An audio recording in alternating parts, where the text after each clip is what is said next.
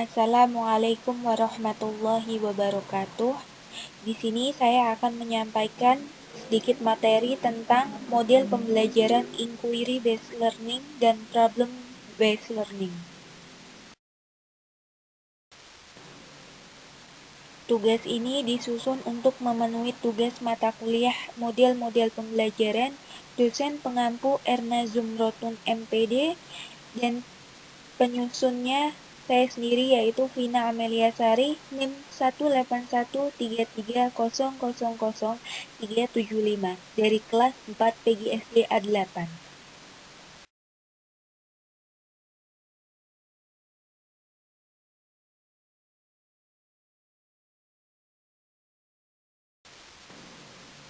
Pembahasan yang akan saya bahas di video kali ini yaitu yang pertama, karakteristik dari model pembelajaran inquiry based learning dan problem based learning, sintaks model pembelajaran, dan perbedaan serta persamaan antara dua model tersebut.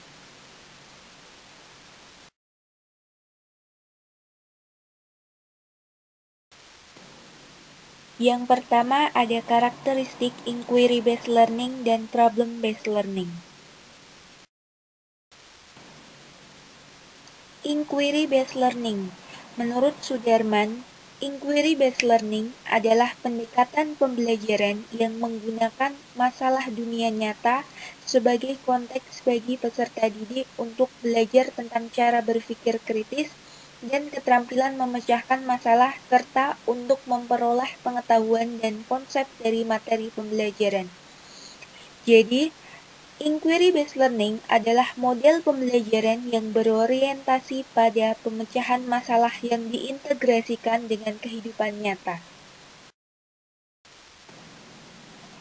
Ciri-ciri model inquiry-based learning. Yang pertama, strategi inquiry menekankan pada aktivitas peserta didik secara maksimal untuk mencari dan menemukan permasalahan.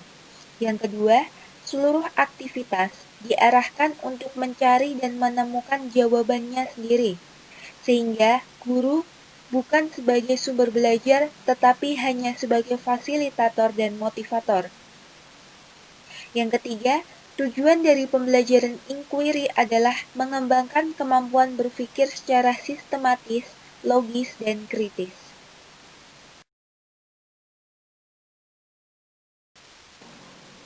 Kelebihan dari model inquiry-based learning yaitu dapat meningkatkan aktivitas pembelajaran peserta didik, dapat mengembangkan kemampuan siswa berpikir kritis dan mengembangkan kemampuan mereka untuk menyesuaikan pengetahuan baru, dapat memberikan kesempatan kepada siswa untuk mengaplikasikan pengetahuan yang mereka miliki, dapat membantu siswa untuk mengembangkan pengetahuan barunya dan bertanggung jawab dalam pembelajaran yang mereka lakukan. Adapun kelemahannya, yaitu tidak banyak guru yang mampu mengantarkan siswa kepada pemecahan masalah, memerlukan biaya yang mahal dan waktu yang panjang, serta aktivitas siswa di luar sekolah sulit dipantau.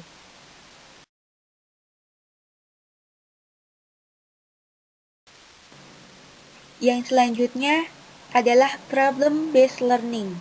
Menurut Barbara D. Jauch, problem-based learning adalah model yang ditandai dengan penggunaan masalah di dunia nyata untuk melatih siswa berpikir kritis dalam memecahkan masalah dan untuk memperoleh pengetahuan dari apa yang dipelajari.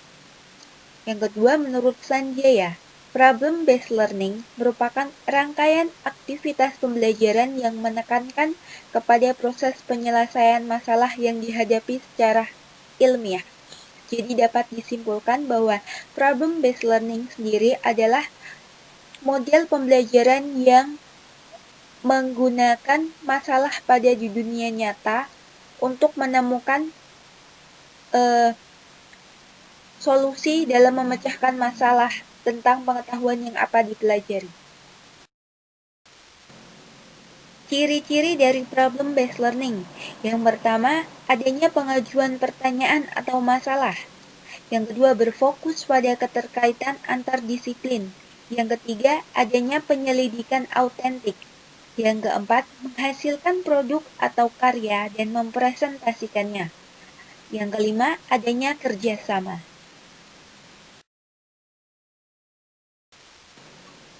Kelebihan dari problem-based learning sendiri yaitu pemecahan masalah merupakan teknik yang bagus untuk memahami isi pembelajaran. Pemecahan masalah dapat menantang kemampuan siswa untuk menemukan pengetahuan baru. Pemecahan masalah meningkatkan aktivitas pembelajaran siswa. Pemecahan masalah dapat membantu siswa memahami masalah dalam dunia nyata. Pemecahan masalah dapat membantu siswa untuk berpikir kritis dan menyesuaikan pengetahuan baru. Selain itu, ada kelemahan dari model problem-based learning itu sendiri. Yang pertama adalah keberhasilan model PBL ini membutuhkan cukup waktu untuk persiapan. Yang kedua, tanpa pemahaman, siswa harus mempelajari, maka siswa tidak akan belajar apa yang ingin dipelajarinya. Yang ketiga, jika siswa tidak memiliki minat, maka akan merasa enggan untuk mencoba. Yang selanjutnya adalah sintaks model pembelajaran inquiry-based learning dan problem-based learning.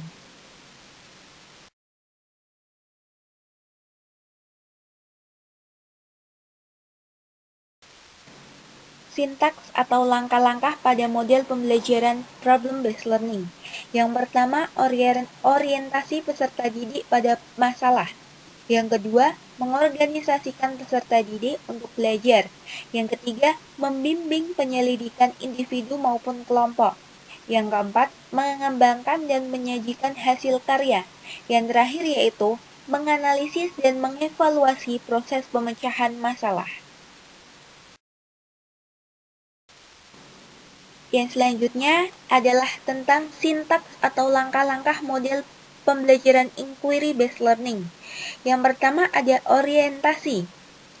Orientasi adalah langkah yang bertujuan agar siswa bisa sadar dengan permasalahan dan bisa mendefinisikan masalah yang menjadi pokok penelitian.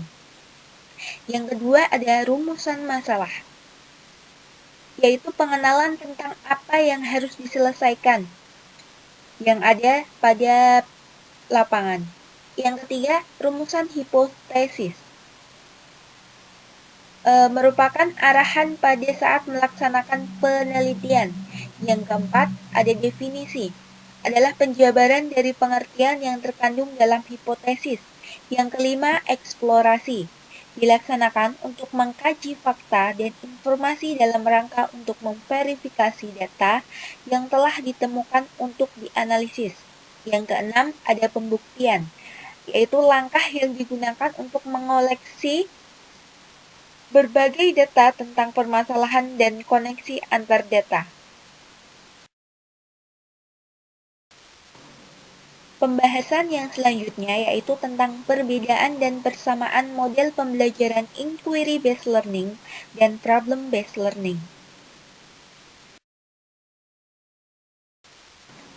Yang pertama ada perbedaan.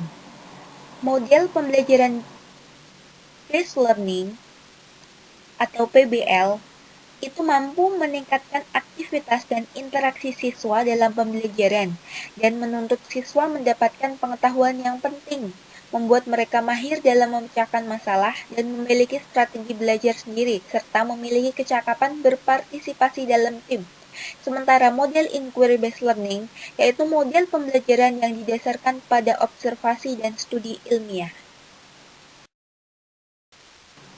Yang selanjutnya ada persamaan antara inquiry-based learning dan problem-based learning, yaitu sumber belajar siswa didapat secara mandiri. Yang kedua, memiliki tujuan untuk melatih siswa berpikir kritis. Yang ketiga, melatih siswa untuk memperoleh pengetahuan baru berdasarkan apa yang telah ditemukan. Yang keempat, peran guru bukan sebagai penyampai materi, tetapi sebagai motivator dan fasilitator.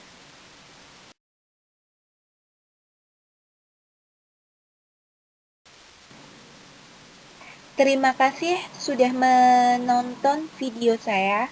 Semoga bermanfaat untuk kita semua. Wassalamualaikum warahmatullahi wabarakatuh.